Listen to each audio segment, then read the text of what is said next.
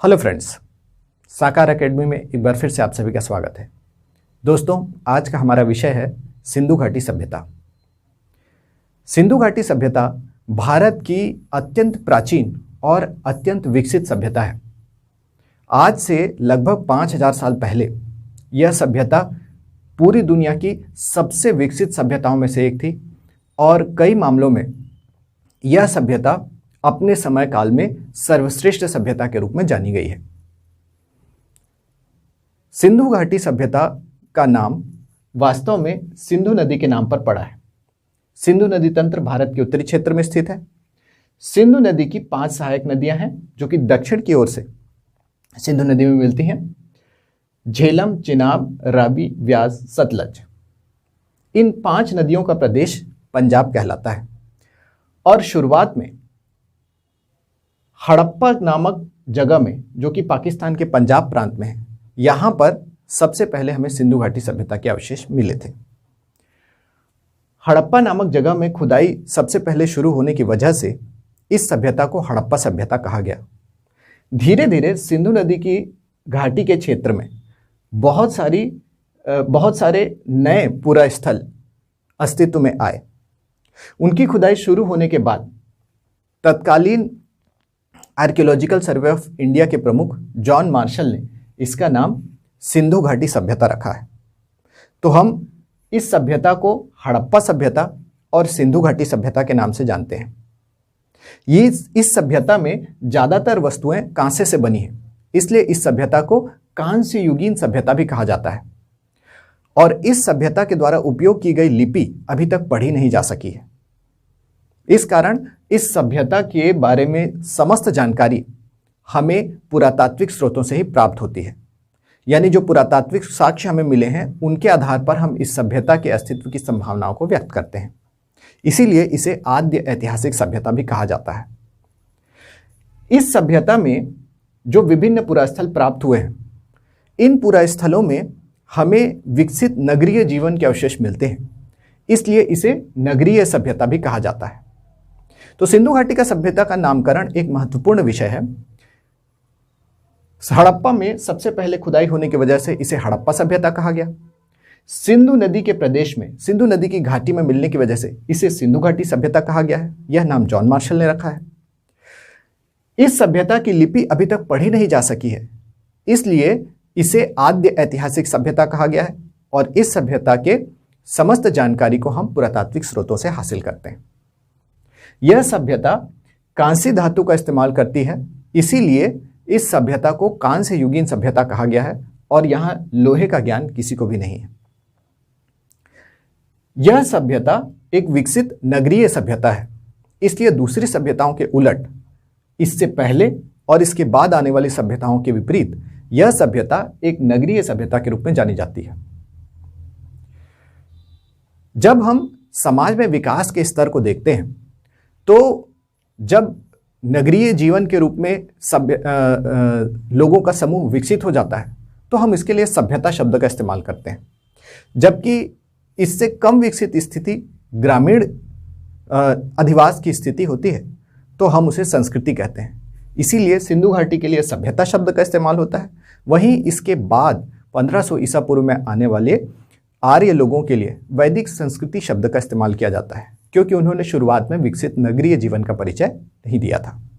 तो इस तरह से सिंधु घाटी सभ्यता, हड़प्पा सभ्यता, आद्य ऐतिहासिक सभ्यता, कांस्य युगीन सभ्यता और नगरीय सभ्यता, ये सब सिंधु घाटी सभ्यता के नामकरण से संबंधित हैं। कार्बन डेटिंग मेथड से यह स्थापित किया गया है कि लगभग 2300 ईसा पूर्व से 1750 ईसा पूर्व के बीच, 2300 ईसा पूर्व से 1750 ईसा पूर्व के बीच सिंधु घाटी सभ्यता के अस्तित्व होने की हमें पूरी संभावना प्राप्त होती है। यद्यपि विभिन्न इतिहासकारों का इस विषय पे विभिन्न मत है। कुछ लोगों का मानना है कि यह सभ्यता 2500 ईसा पूर्व से 1500 ईसा पूर्व के बीच में रही होगी, लेकिन वैज्ञानिक पद्धति 2300 ईसा पूर्व से 1750 ईसा पूर्व में इसके अस्तित्व की संभावना को पूरी तरह से सामने रखती है। यह सभ्यता भारत के उत्तर पश्चिम क्षेत्र में फैली है और सिंधु नदी की घाटी के अलावा गुजरात, महाराष्ट्र, राजस्थान और यहाँ तक कि उत्तर प्रदेश और जम्मू कश्मीर क्षेत्र में भी यह फैली हुई है। तो इस तरह से हम देखते हैं कि एक विशाल क्षेत्र में इसका विस्तार है। लगभग 13 लाख वर्ग किलोमीटर के क्षेत्र में सिंधु घाटी सभ्यता का विस्तार पाया गया है। लगभग 13 लाख वर्ग किलोमीटर के क्षेत्र में यह सभ्यता एक त्रिभुजाकार आकृति में हमें दिखाई देती है। इस सभ्यता का सबसे उत्तरी बिंदु जम्मू कश्मीर में मांडा है। इस सभ्यता के सबसे उत्तरी भाग को हम चिनाब नदी के किनारे जम्मू और कश्मीर में मांडा नाम की जगह पर प्राप्त करते हैं। वहीं सबसे दक्षिणी बिंदु महाराष्ट्र में दैमाबाद है। महाराष्ट्र का दैमाबाद इस सभ्यता का सबसे दक्षिणी बिंदु है। तो उत्तर में मांडा से लेकर के दक्षिण में दैमाबाद तक यह सभ्यता फैली। वहीं पश्चिम में सुत्क गेंडोर जो कि बलूचिस्तान में स्थित है, यह सभ्यता पश्चिम में बलूचिस्तान के समुद्र तटीय क्षेत्र सुत्क गेंडोर तक फैली है। वहीं पूर्व में उत्तर प्रदेश में हिंडन नदी के किनारे आलमगीरपुर नामक जगह तक यह सभ्यता फैली हुई है। तो इस तरह से उत्तर में मांडा से दक्षिण में दैमाबाद यानी जम्मू कश्मीर से लेकर महाराष्ट्र तक और पश्चिम में सुत्क गेंडोर से पूर्व में आलमगीरपुर तक यानी बलूचिस्तान से भारत के उत्तर प्रदेश प्रांत तक यह सभ्यता फैली हुई है। अक्सर छोटे प्रश्नों में इस सभ्यता के विस्तार के बारे में प्रश्न पूछे जाते हैं। 13 लाख वर्ग किलोमीटर में फैली यह सभ्यता भारत के उत्तर पश्चिम भाग को पूरी तरह से आवृत करती है और उत्तर में मांडा से लेकर के दक्षिण में दैमाबाद तक, पश्चिम में सुत्क गेंडोर से पूर्व में आलमगीरपुर तक इस सभ्यता का विस्तार है। यह सभ्यता भारत के उत्तर पश्चिम में एक त्रिभुजाकार आकृति का निर्माण करती है। यह त्रिभुजाकार आकृति इस सभ्यता का एक अनुमानित स्वरूप है। तो इस तरह से हम सिंधु घाटी सभ्यता के नाम, कालक्रम और विस्तार के बारे में मूलभूत चर्चा करते हैं, जिनसे छोटे प्रश्न पूछे गए हैं, 2 नंबर के प्रश्न पूछे गए हैं। इसके बाद आते हैं सिंधु सभ्यता के पुरास्थल। सिंधु सभ्यता के जो पुरातात्विक स्थल हैं, इनमें हमें नगरीय सभ्यता के अवशेष प्राप्त होते हैं।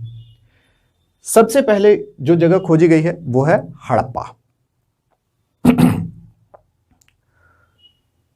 1923 के आसपास हड़प्पा की खुदाई पूरी हुई थी और हमें तत्कालीन समय के पुरावशेष प्राप्त होते हैं।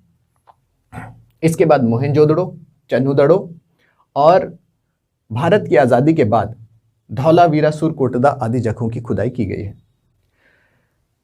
आकार की दृष्टि से देखें तो हड़प्पा और मोहेंजोदड़ो बहुत बड़े शहर हैं। सिंधु घाटी का सबसे विशाल शहर मोहेंजोदड़ो को माना गया है, जबकि भारत के अंदर सिंधु घाटी सभ्यता का सबसे विशाल पूरा स्थल हरियाणा में राखी गढ़ी नाम का जगह है।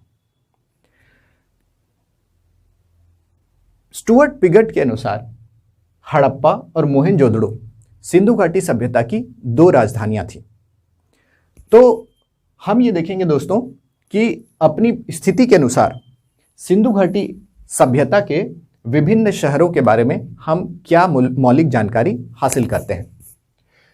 सबसे पहला शहर है हड़प्पा।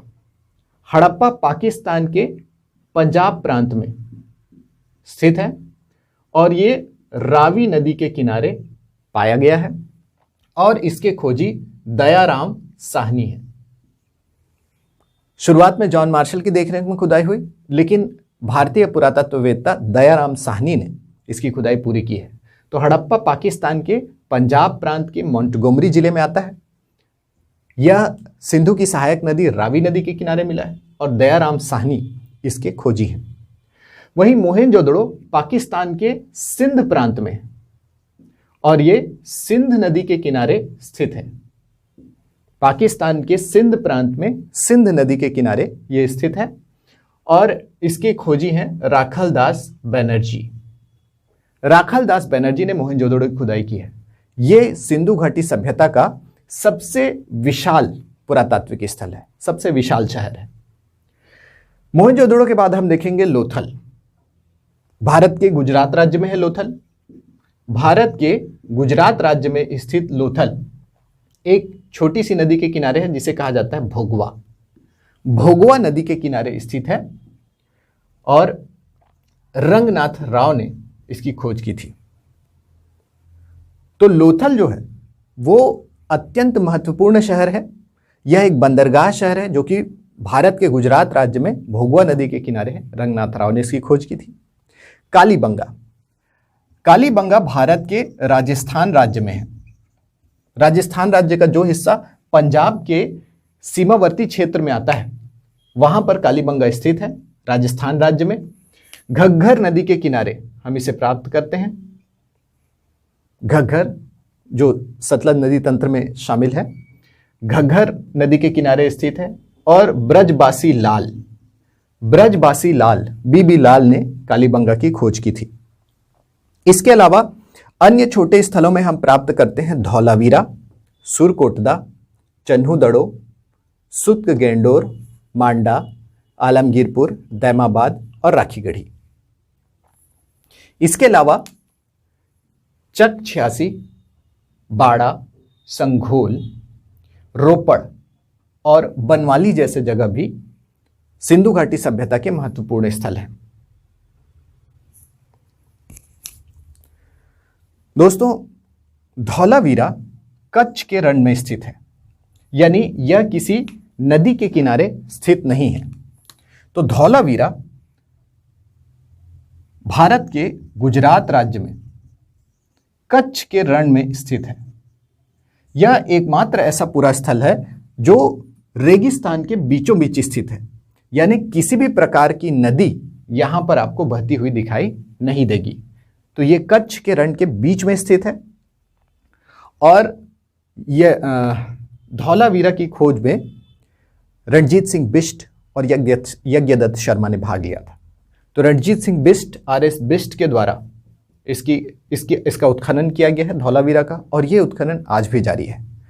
धौलावीरा भारत में सिंधु घाटी सभ्यता के सबसे महत्वपूर्ण पुरा स्थलों में से एक है, जिनमें सिंधु घाटी सभ्यता से संबंधित बड़ी ही शानदार चीजें हमें हासिल हुई हैं। सुरकोटदा भारत के गुजरात राज्य में ही है, कच्छ के रण में ही यह स्थित है, लेकिन यह भादर नाम की एक नदी के किनारे पाया गया है। तो सुरकोटदा गुजरात के कच्छ जिले में ही स्थित है, लेकिन भादर नाम की एक मौसमी नदी के किनारे ये स्थित है। और जगपति जोशी ने इसकी खोज की है, इसका उत्खनन किया है। चन्हूदड़ो पाकिस्तान के सिंध प्रांत में है। यहां देखिए, पाकिस्तान के सिंध प्रांत में है। सिंध नदी के किनारे ही ये स्थित है, सिंधु नदी तंत्र में आता है। और ननी गोपाल मजूमदार ने इसका उत्खनन किया है।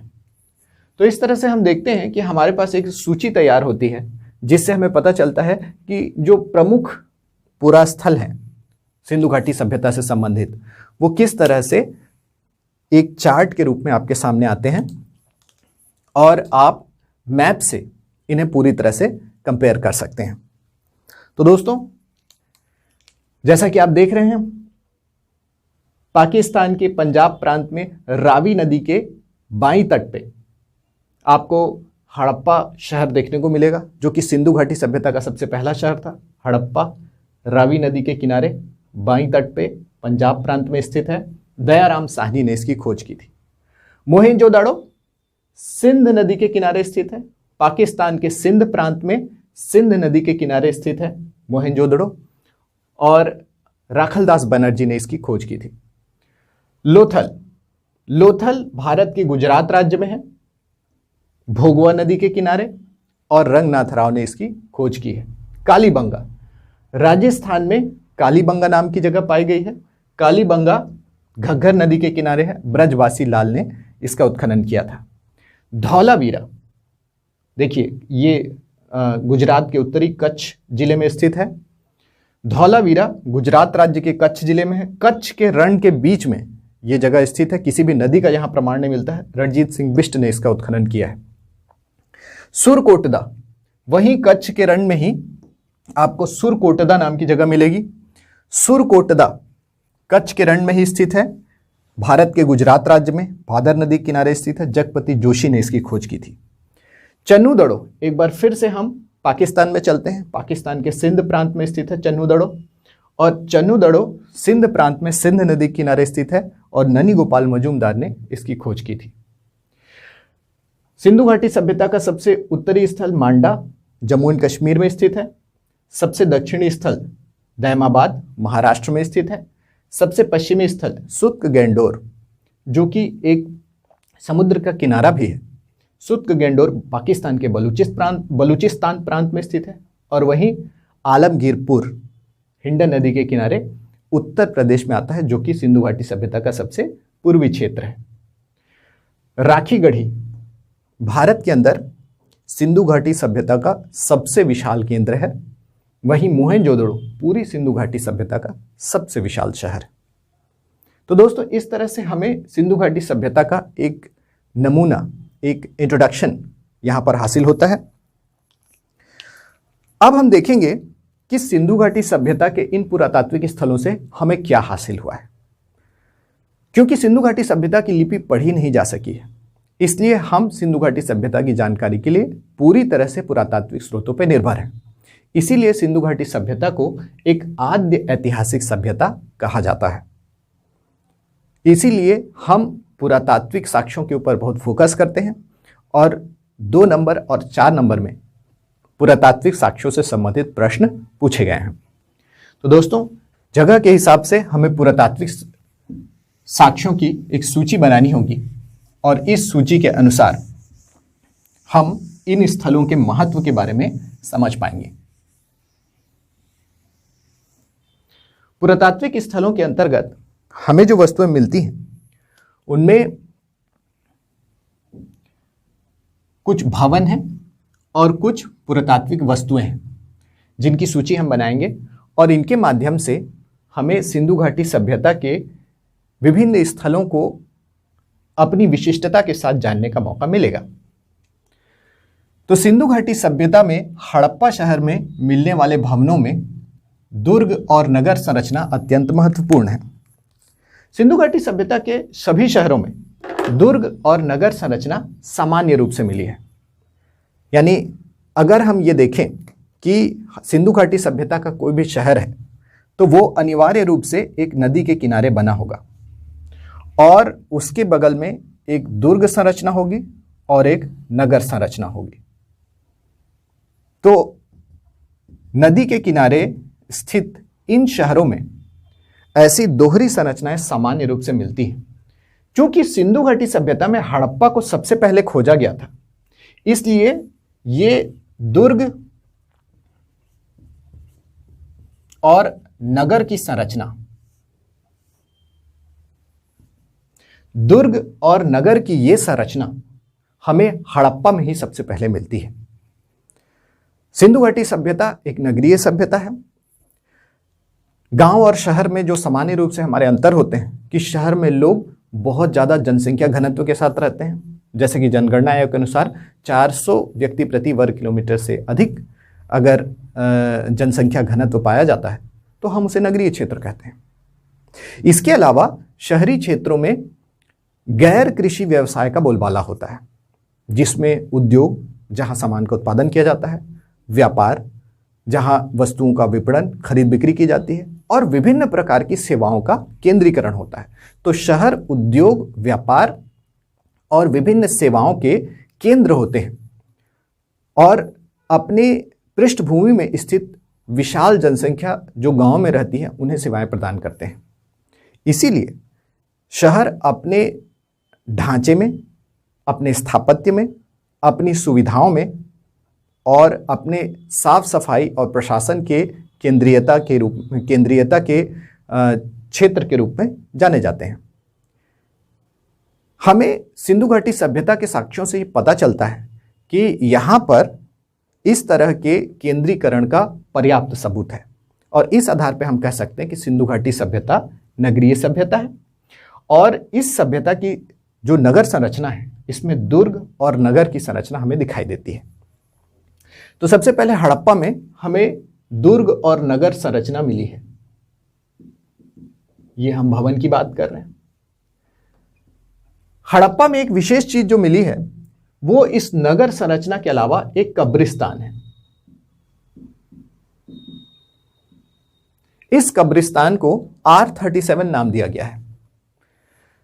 कब्रिस्तान R37 हमें सिंधु घाटी सभ्यता में हड़प्पा नाम के शहर के बाहर मिला है। तो हड़प्पा में हमने सबसे पहले ये दुर्ग और नगर की नगर संरचना हासिल की है, और नगर के दक्षिण में हमें एक छोटा सा कब्रिस्तान मिला है जिसे R37 कहा गया है। यहीं पर हमें सिंधु घाटी सभ्यता के शवाधान पद्धतियों की जानकारी मिलती है, और ये शवाधान पद्धतियां सिंधु घाटी सभ्यता की धार्मिक मान्यताओं के बारे में हमें खुल करके बताती हैं। तो दोस्तों, सबसे पहले हड़प्पा में हमें नगर संरचना हासिल हुई और कब्रिस्तान R37 पता चला, जिससे शवाधान पद्धतियों का हमें पता चलता है, और इस शवाधान पद्धतियों से हमें धार्मिक मान्यताओं का पता चलता है। अब हड़प्पा नगर के अंदर हमें बहुत सारी वस्तुएं भी प्राप्त हुई हैं, और इन वस्तुओं के आधार पर हम हड़प्पा से मिलने वाली जानकारी की मूल्य को, इसके महत्व को स्पष्ट कर सकते हैं। हड़प्पा नगर से हमें कुम्हार के भट्ठे प्राप्त हुए हैं, सूती कपड़ा प्राप्त हुआ है,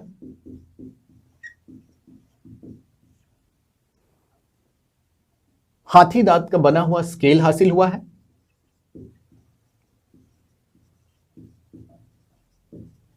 और एक खिलौना बैलगाड़ी भी हासिल हुई है।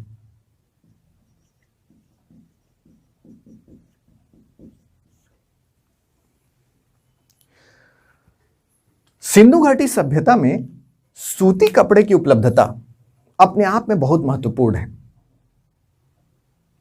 दरअसल यूनानी लोग जब भारत में आए तो उन्होंने सबसे पहले इस नदी को देखा। इस नदी के किनारे कपास की खेती होती थी। सिंधु नदी के किनारे के क्षेत्रों में कपास की जो खेती होती थी उसे यूनानियों ने सिंडोन कहा, और सिंडोन के नाम से इस नदी का नाम इंडस पड़ा।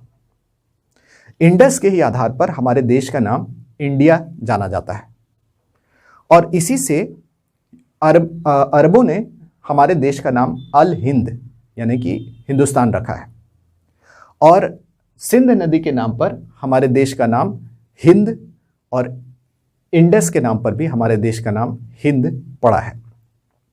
तो दोस्तों, कपास यानी कि सिंडोन से ही हमारे देश का नामकरण हुआ है, और कपास की खेती सिंध नदी के क्षेत्र में होती थी, और इस कपास को इकट्ठा करके शहरों में लाया जाता था, जैसे कि हड़प्पा, और शहरों में विभिन्न उद्योगों में कपास को धुन करके इसके धागे और इससे कपड़े बनाए जाते थे। सूती कपड़ों का व्यवसाय प्राचीन काल से ही भारत का मुख्य व्यवसाय रहा है। यह हमारा मुख्य उत्पाद है, जिसे हम न सिर्फ श्रेष्ठता से बनाते हैं बल्कि सारी दुनिया में इसका निर्यात करते हैं। और यही वजह है कि अपने इतिहास के अधिकांश समय में भारत एक विशुद्ध निर्यातक देश रहा है, और सूती कपड़ा भारत का सबसे बड़ा निर्यात उत्पाद है। तो इससे हमें यह पता चलता है कि तत्कालीन समय में सिंधु घाटी सभ्यता भी सूती कपड़े की विशाल उत्पादक थी, और दूसरी सभ्यताओं को इसका निर्यात ये किया करती थी। खिलौना बैलगाड़ी हमें प्राप्त हुआ है। खिलौना बैलगाड़ी से हमें ये पता चलता है कि तत्कालीन समय में बैलगाड़ी सामानों को ढोने के लिए और परिवहन के लिए मुख्य साधन के रूप में उपलब्ध थे। यहाँ यह बात जानने की है कि सिंधु घाटी सभ्यता के लोगों को घोड़े का कोई ज्ञान नहीं था, लेकिन गौवंश के पशुओं की प्रमुखता सिंधु घाटी सभ्यता में रही है, और बैलगाड़ी का खिलौने के रूप में उपलब्ध होना यह बताता है कि वास्तविक बैलगाड़ी पर्याप्त प्रचलन में रही होगी, और इस बैलगाड़ी का इस्तेमाल सामान ढोने से लेकर के परिवहन और अन्य कार्यों में किया जाता रहा होगा, जैसे कि हल चलाना, जैसे कि विभिन्न मशीनों का संचालन, कोल्हू में बैल को जोत करके तेल निकालना, या सूती कपड़े से संबंधित करघे का संचालन करना इत्यादि। तो इस तरह से बैलगाड़ी विकसित कृषि और परिवहन व्यवस्था को बताता है। वहीं कुम्हार की भट्ठी प्राप्त होने से हमें यह पता चलता है कि सिंधु घाटी सभ्यता पके हुए मिट्टी के बर्तनों का इस्तेमाल करती थी। लाल मिट्टी के बर्तन हमें सिंधु घाटी सभ्यता से हासिल हुए हैं। ये मिट्टी के बर्तन पके हुए हैं। भोजन पकाने से लेकर के पानी और अनाज इत्यादि को सुरक्षित रखने के लिए पकी मिट्टी के बर्तनों का इस्तेमाल होता था और ये विकसित भट्टी उच्च कोटि के बर्तनों का निर्माण कर सकती थी। हमें यहाँ बहुत सारे बर्तनों के अवशेष भी मिले हैं जिसमें गेरू और काले रंग से विभिन्न प्रकार के डिज़ाइन निर्मित किए गए हैं, जो यहाँ के लोगों की रचनात्मकता और कलात्मकता को बताते हैं। इसके अलावा हाथी दांत से बना हुआ एक पैमाना या स्केल हमें प्राप्त हुआ है।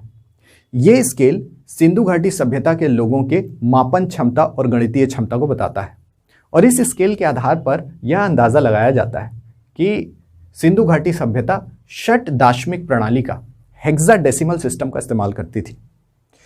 हड़प्पा से प्राप्त ये वस्तुएं सिंधु घाटी सभ्यता के काफ़ी विकसित दशा को दिखाती हैं। इसके अलावा एक पुरोहित की मूर्ति भी यहाँ से प्राप्त हुई है, जिससे सिंधु घाटी सभ्यता में धार्मिक समूह की उपस्थिति का हमें पता चलता है। एक हाथी का कपाल खंड भी यहाँ पर प्राप्त हुआ है और विभिन्न प्रकार की टेराकोटा की मूर्तियाँ भी हमें हड़प्पा से प्राप्त हुई हैं। इस प्रकार हड़प्पा में प्राप्त विविध पुरातात्विक साक्ष्य ये स्पष्ट करते हैं कि हड़प्पा के लोगों का जीवन आर्थिक जीवन अत्यंत विकसित था। सूती कपड़ा, बैलगाड़ी इत्यादि। सिंधु घाटी सभ्यता के लोग अपने नागरिक जीवन में विभिन्न वस्तुओं का इस्तेमाल करते थे। कुम्हार की भट्टी इसका उदाहरण है और तकनीकी दृष्टि से भी ये काफ़ी सक्षम थे और इनका धार्मिक जीवन भी विकसित था। कब्रिस्तान R37 में उपस्थित शवदान की पद्धतियों को देख करके हमें इसका पूरा अंदाजा मिलता है। सिंधु घाटी सभ्यता के दूसरे शहर की ओर आगे बढ़ते हैं, मोहेंजोदाड़ो। मोहेंजोदाड़ो सिंधु घाटी सभ्यता का सबसे विशाल शहर है। स्टुअर्ट पिगट ने हड़प्पा और मोहेंजोदड़ो को सिंधु घाटी सभ्यता की जुड़वा राजधानियां कहा है। यद्यपि जुड़वा राजधानी तो नहीं, लेकिन मोहेंजोदड़ो को अपने आप में सिंधु घाटी सभ्यता के केंद्रीय शहर के रूप में देखा जा सकता है। मोहेंजोदड़ो शब्द का शाब्दिक अर्थ है मृतकों का टीला। यह सिंधी भाषा का शब्द है जिसमें दड़ो का मतलब टीला होता है, तो मोहेंजोदड़ो का शाब्दिक अर्थ है मृतकों का टीला। लेकिन इस शाब्दिक अर्थ के भाव से लोग प्रभावित ना हो जाएं, इसलिए इसे आज के समय में सिंध का बाग या सिंध का नखलिस्तान भी कहा जाता है। Mohenjodaro is known as the garden of Sindh और बहुत सारे पर्यटक मोहेंजोदड़ो को देखने के लिए आज जाते हैं। तो मोहेंजोदड़ो, जिसका शाब्दिक अर्थ है मृतकों का टीला, पाकिस्तान में सिंध प्रांत में सिंध नदी के किनारे स्थित है और यहाँ पर सबसे भारी मात्रा में पुरातात्विक साक्ष्य मिले हैं और एक विकसित नगरीय संरचना का हमें पता चलता है। तो दुर्ग और नगर की संरचना हमें यहाँ भी मिली है मोहेंजोदड़ो में, पर यहाँ की विशिष्टता यह है कि नगर सबसे विशाल है और दुर्ग के अंदर एक वृहद स्नानागार की प्राप्ति हुई है। तो मोहेंजोदड़ो के दुर्ग में हमें एक वृहद स्नानागार या महान स्नानागार की प्राप्ति हुई है। तो बिल्डिंग्स में मोहेंजोदड़ो इसीलिए विशिष्ट है क्योंकि मोहेंजोदड़ो के दुर्ग में प्रशासनिक भवन, अन्नागार इत्यादि के अलावा हमें एक वृहद स्नानागार की प्राप्ति हुई है, द ग्रेट बाथ ऑफ मोहेंजोदड़ो। ऐसी संरचना सिंधु घाटी सभ्यता के किसी भी शहर में, किसी भी दुर्ग में हासिल नहीं हुई है। यही वजह है कि हम मोहेंजोदड़ो को धार्मिक केंद्र के रूप में और साम्राज्य की राजधानी के रूप में मानते हैं। यह वृहद स्नानागार दुर्ग की ऊंचाई में स्थित था और यहां पर कुएं उपलब्ध थे जिनसे पानी निकाल करके इसे भरा जाता था। तो द ग्रेट बाथ ऑफ मोहेंजोदड़ो यानी मोहेंजोदड़ो का स्विमिंग पूल एक विशिष्ट संरचना है जिसमें कुएं जो दुर्ग में स्थित थी और ऊंचाई पर स्थित होने के बावजूद कुएं से पानी निकाल करके इसमें पानी भरा जाता था। इसके पास पूजा स्थल के भी साक्ष्य मिले हैं जिसके आधार पर कहा जा सकता था कि धार्मिक स्नान के लिए, धार्मिक उद्देश्यों के लिए इस वृहद स्नानागार का निर्माण किया गया था। इसके अलावा मोहेंजोदड़ो के दुर्ग में हमें एक अन्नागार भी मिला है और यह अन्नागार समूचे सिंधु घाटी सभ्यता का सबसे बड़ा भवन है। एक विशाल शहर की जरूरतों को पूरा करने के लिए एक अन्नागार यानी कि गोडाउन में जितनी क्षमता होनी चाहिए उस तरह की क्षमता मोहनजोदड़ो के इस अन्नागार में है। और लोथल के बंदरगाह की तुलना में भी ये आकार में बड़ा है और पक्की ईंटों से बना हुआ है, जो कि हड़प्पा की कुम्हार की भट्टियों में बनाए जा सकते थे। मोहनजोदड़ो अपने पुरातात्विक साक्ष्यों के लिए और भी ज्यादा प्रसिद्ध है। यहां नर्तकी की कांस्य प्रतिमा हमें प्राप्त हुई है। नर्तकी की कांस्य प्रतिमा, bronze statue of a dancer. नर्तकी की कांस्य प्रतिमा मोहनजोदड़ो से हमें मिली है। नर्तकी की कांस्य प्रतिमा नर्तकी की नाचती हुई मुद्रा का प्रतीक है, बिल्कुल ऐसे ही जैसे मैं खड़ा हूं। नर्तकी नृत्य की भूमिका में खड़ी हुई है। इससे हम कई अंदाजे लगाते हैं। सबसे पहले तो हमें यह पता चलता है कि यह कांस्य की प्रतिमा है, यहां यानी इनके धातु कर्म का पता चलता है कि उच्च कोटि के कांस्य का ही निर्माण करते थे। दूसरी बात, कांस्य का ये पर्याप्त मात्रा में निर्माण करते थे कि जरूरत के औजार, हथियार और बर्तन बनाने के बाद भी इनके पास इतना पर्याप्त कांस्य था जिससे कि ये प्रतिमाओं का निर्माण कर सकते थे। घड़वा शिल्प शैली से इसे बनाया गया है, जो इनके विकसित धातु कर्म को बताता है। ये कांस्य प्रतिमा एक नर्तकी की प्रतिमा है, जो कि इनकी रचनात्मकता का प्रतीक है।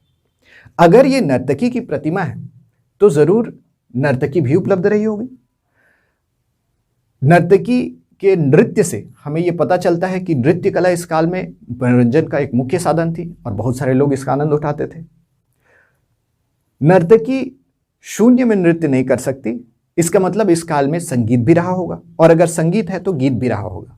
तो गीत, संगीत, नृत्य और उस नृत्य का एक प्रतिमा के रूप में प्रदर्शन, ये सिंधु घाटी सभ्यता की सांस्कृतिक सुरुचिपूर्ण दशा को बताता है। नर्तकी के द्वारा पहने गए आभूषण, सिर में एक मोती का पट्टा है, हाथों में ब्रेसलेट्स हैं, पैरों में पायल है, और नर्तकी के द्वारा पहने गए परिधान भी उस काल के सूती कपड़े के वस्त्रों की विविधता को हमें बताते हैं। तो इस तरह से तत्कालीन समय के फैशन और ज्वेलरी के बारे में हमें पता चलता है, नृत्य, संगीत, कला इत्यादि का पता चलता है, और धातु कर्म और शिल्प कला का भी हमें इस मूर्ति से पता चलता है। तो एक समृद्ध सामाजिक और सांस्कृतिक जीवन का एक रूपरेखा हमें मोहनजोदड़ो में इस नर्तकी की कांस्य प्रतिमा से मिलता है, और इससे हमें पता चलता है कि सिंधु घाटी सभ्यता कितनी विकसित और सांस्कृतिक दृष्टि से एक समृद्ध सभ्यता रही है। मोहनजोदड़ो में हमें पुजारी की मूर्ति भी मिली है।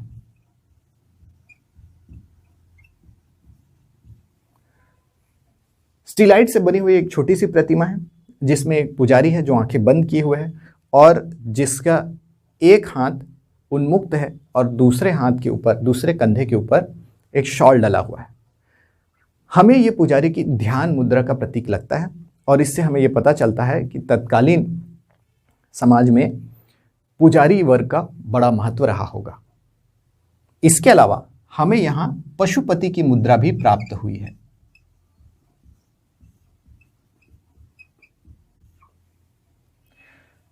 सिंधु घाटी सभ्यता में पशुपति की मुद्रा अपना एक बहुत महत्व रखती है। सिंधु घाटी सभ्यता अपनी वस्तुओं को और अपने भवनों को विभिन्न तरह के मुद्राओं यानी कि मुहरों के माध्यम से अंकित करते थे। यानी इस काल में स्टीलाइट यानी सेल खड़ी से सील बनाए जाते थे। ये सील, मुद्रा या मुहर, इन पे स्याही लगा करके सिंधु घाटी सभ्यता के प्रतीक के रूप में ठप्पा लगाया जाता था, और ये सील यानी कि ठप्पा सिंधु घाटी सभ्यता के प्रतीक के तौर पे सारी दुनिया में जाना जाता था। तो हमें ऐसी ही एक मुहर या मुद्रा मिली है, पशुपति मुद्रा, the seal of Pashupati. Pashupati की इस मुद्रा में केंद्रीय स्थल पर सेंटर में एक सन्यासी बैठा हुआ है, और इस सन्यासी के सर के ऊपर एक मुकुट है जिसमें सींग लगे हुए हैं। तो पशुपति की मुद्रा कुछ इस तरह से दिखाई देती है कि एक सन्यासी है जो कि बाबा रामदेव की तरह ध्यान मुद्रा में बैठा हुआ है, और इस सन्यासी के चारों तरफ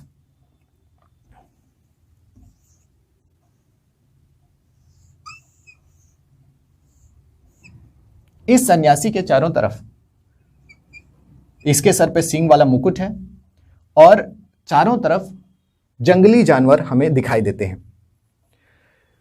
इस सन्यासी के एक तरफ हाथी है, दूसरी तरफ गैंडा है, एक तरफ भैंसा है और एक तरफ शेर है।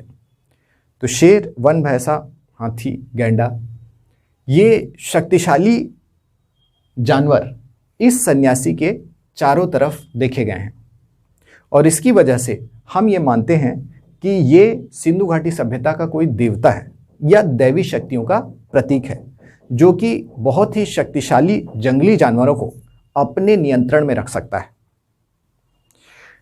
पशुपति यानी पशुओं को नियंत्रित करने वाला देवता, पशुपति यानी पशुओं का देवता, कुछ इस तरह से माना गया है कि आज के हमारे शंकर से, आज के हमारे भगवान शिव से इसकी तुलना की जाती है।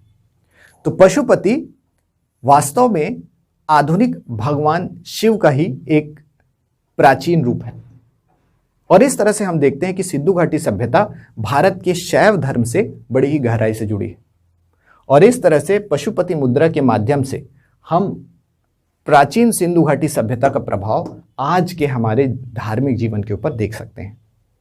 तो पशुपति मुद्रा एक स्वतंत्र प्रश्न के रूप में भी पीएससी में पूछा गया है, इस बात का हमें ध्यान रखना चाहिए। पशुपति एक सन्यासी की मुद्रा है जिसके चारों तरफ जंगली जंतु हैं, हाथी, गैंडा, शेर और वन भैंसा, और इन शक्तिशाली जंतुओं को नियंत्रित करने वाला देवता पशुपति कहलाता है, और ये पशुपति आधुनिक शिव के समान है, आधुनिक शैव धर्म को ये प्रभावित करता है। तो इस तरह से मोहनजोदड़ो अत्यंत विकसित जगह है जहां हमें विविध प्रकार के पुरातात्विक साक्ष्य मिले हैं।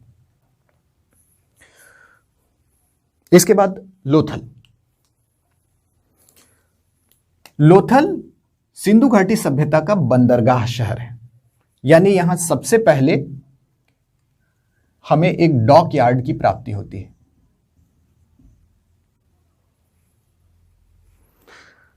भारत के गुजरात प्रांत में भोगवा नदी के किनारे लोथल स्थित है, और यह नदी जहां समुद्र से मिलती है ठीक वहीं पर एक डॉक यार्ड का निर्माण किया गया है। यह डॉक यार्ड समुद्र के अंदर स्थित एक प्लेटफॉर्म है जिस पे जहाज आकर के रुकते हैं। यह डॉक यार्ड या गोदीबाड़ा लोथल को एक बंदरगाह शहर बनाता है, और यही कारण है कि लोथल सिंधु घाटी सभ्यता के अंतर्राष्ट्रीय व्यापार का केंद्र है।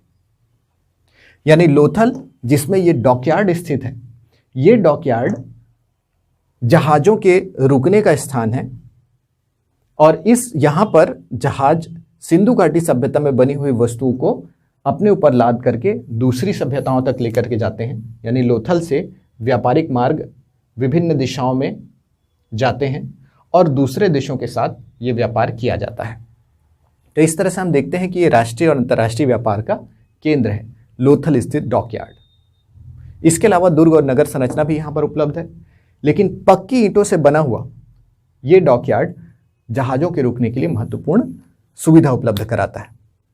डॉकयार्ड होने की वजह से व्यापार का ये महत्वपूर्ण केंद्र है लोथल, बंदरगाह शहर, और इसी वजह से विदेशी व्यापारियों की यहाँ पे बहुलता होती थी। विदेशी व्यापारियों की बस्तियां होने की वजह से लोथल में हमें विदेशी संस्कृतियों के भी बहुत सारे अवशेष मिलते हैं। लोथल में हमें फारस की मुहरें मिली हैं, फारस की मुद्रा हमें लोथल में मिली है, जो कि फारसी व्यापारियों की यानी ईरान से आने वाले व्यापारियों की उपस्थिति को बताता है।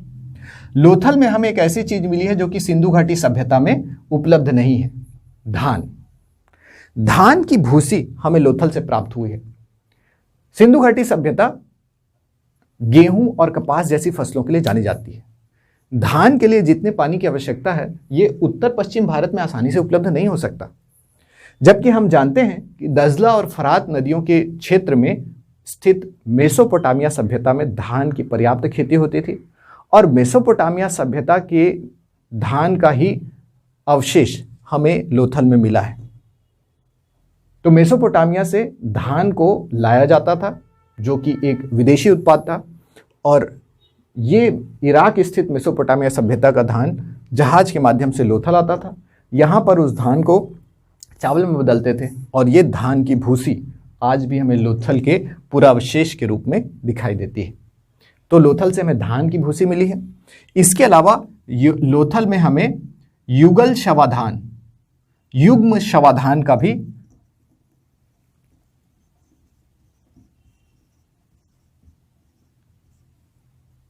युगल शवाधान का अवशेष मिला है। युगल शवाधान का मतलब है कि यहां पर दो लोगों को अगल बगल एक साथ दफनाया गया है, यानी एक परिवार या एक पति पत्नी या प्रेमी प्रेमिका को एक साथ दफनाए जाने का यहां हमको साक्ष्य मिलता है। यह भी विदेशी संस्कृति मिस्र और मेसोपोटामिया की संस्कृति से प्रेरित है। तो इस तरह से लोथल डॉकयार्ड संरचना की वजह से जाना जाता है जो कि इसे बंदरगाह शहर बनाता है।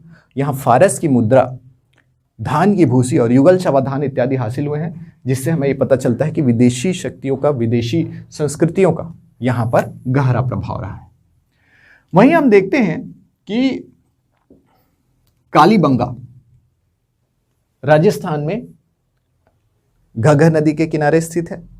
कालीबंगा एक कृषि क्षेत्र है, इसीलिए कालीबंगा से हमें जुते हुए खेत प्राप्त होते हैं। कालीबंगा दुर्ग और नगर संरचना के हड़प्पा और मोहनजोदड़ो स्तरीय ढांचे को प्राप्त नहीं कर सका है, यानी एक दीनहीन बस्ती है। लेकिन कालीबंगा से ही हमें जुते हुए खेतों का साक्ष्य मिलता है और ये जुते हुए खेत कृषि के साक्ष्य हमें उपलब्ध कराते हैं। यानी कालीबंगा एक खेतीहर बस्ती थी, यहां पर कृषि का कार्य किया जाता था। जुते हुए खेतों के साथ साथ हमें कालीबंगा में चने और सरसों की खेती के साक्ष्य भी हासिल हुए हैं।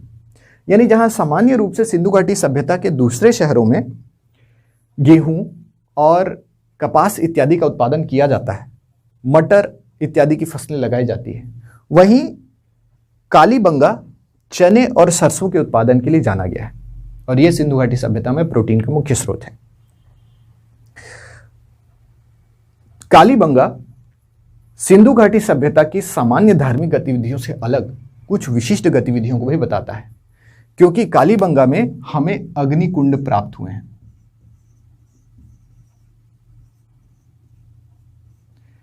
ये अग्निकुंड अलंकृत ईंटों से बने हैं। यहां पर हमें ऐसी ईंटें मिली हैं जिनमें विभिन्न जीव जंतुओं के चित्र हैं, विभिन्न प्रकार की ज्यामितीय आकृतियां बनाई गई हैं।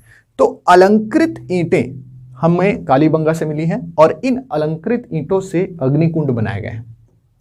इन अग्निकुंड में आग जलाने के अवशेष मिलते हैं और जिसमें चने और सरसों को डाला गया है, अर्थात चने और सरसों की आहुति दी गई है। तो कालीबंगा के लोग अलंकृत ईंटों से अग्निकुंड का निर्माण कर रहे हैं, डिजाइनर ईंटों से अग्निकुंड बना रहे हैं और उसमें आग जला करके हवन करते हुए उसमें चना, सरसों इत्यादि कृषि उत्पादों का भविष्य डाल रहे हैं। इससे यह पता चलता है कि यहाँ पर यज्ञ जैसी किसी प्रक्रिया का इस्तेमाल किया जाता है और ये इसलिए आश्चर्यजनक है क्योंकि सिंधु घाटी सभ्यता में हमें यज्ञ के और कोई अवशेष नहीं मिले हैं। यज्ञ करना आर्यों का वैदिक संस्कृति का मुख्य उपासना पद्धति है जो कि सिंधु घाटी सभ्यता से काफी बाद में भारत में है। इनका और सिंधु घाटी का कोई भी सीधा संबंध स्थापित नहीं हो सका है। तो कालीबंगा में अग्निकुंड मिले हैं, अलंकृत ईंटें मिली हैं और कालीबंगा में ही हमें बेलनाकार मोहरें हासिल हुई हैं। ये बेलनाकार मोहरें अपने आप में महत्वपूर्ण हैं।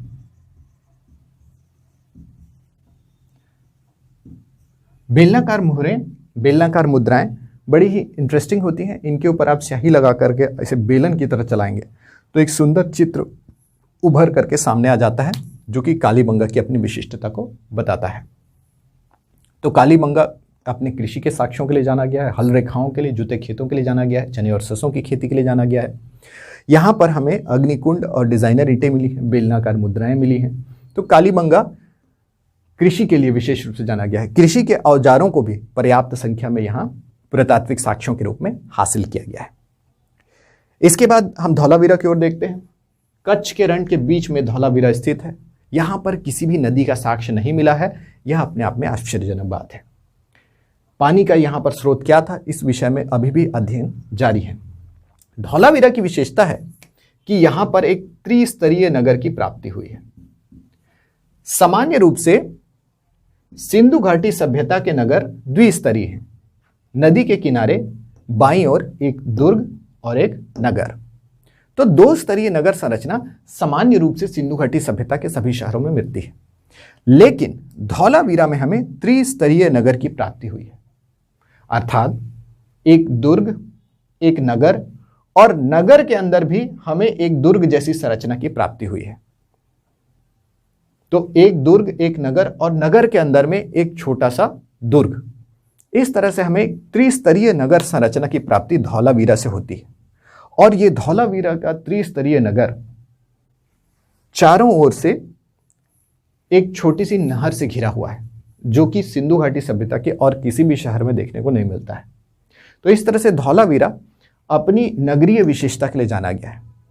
धौलावीरा से टेराकोटा की ढेर सारी मूर्तियां मिली हैं, बहुत सारे मृदभांड मिले हैं, जिनकी अपनी विशिष्ट डिजाइनर प्रकृति है, और इसी की वजह से धौलावीरा अभी भी अध्ययन का केंद्र बना हुआ है। सुरकोटदा, सुरकोटदा भी गुजरात में कच्छ जिले में आता है। सुरकोटदा से हमें घोड़े का कंकाल मिला है, घोड़े की अस्थियां।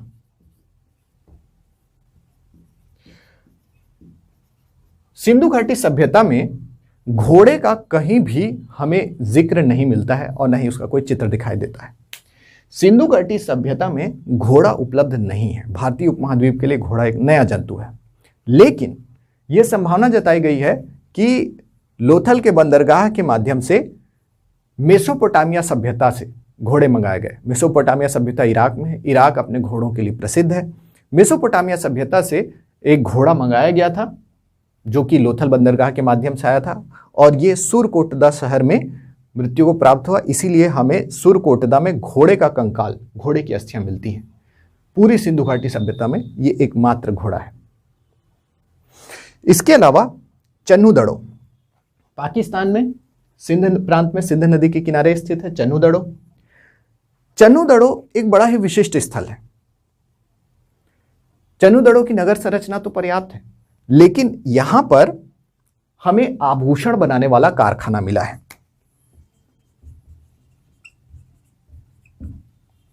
चन्नू दड़ो में हमें आभूषण बनाने वाला कारखाना मिला है। यहां पर बहुत सारे भवनों का एक श्रृंखला है, और भवनों की इस श्रृंखला में हमें भारी मात्रा में छोटे छोटे मनके मिले हैं। इन मनकों को गूंथ करके विभिन्न प्रकार की मालाएं बनाई गई हैं, ब्रेसलेट्स और पायल बनाए गए हैं। इसके अलावा यहां पर बहुत ही क्लिष्ट तरह के अन्य आभूषणों का निर्माण भी किया गया है। तो चन्नू दड़ो में हमें मनके बनाने का कारखाना मिला है, आभूषण का कारखाना मिला है, और इससे ये पता चलता है कि चन्नू दड़ो पूरे साम्राज्य में, पूरे सिंधु घाटी सभ्यता में आभूषण और विभिन्न प्रकार के कलात्मक चीज़ों के सप्लाई का एक केंद्र हुआ करता था। इसके अलावा चन्नू दड़ो में हमें झूकर और झांगर संस्कृति के अवशेष भी मिलते हैं।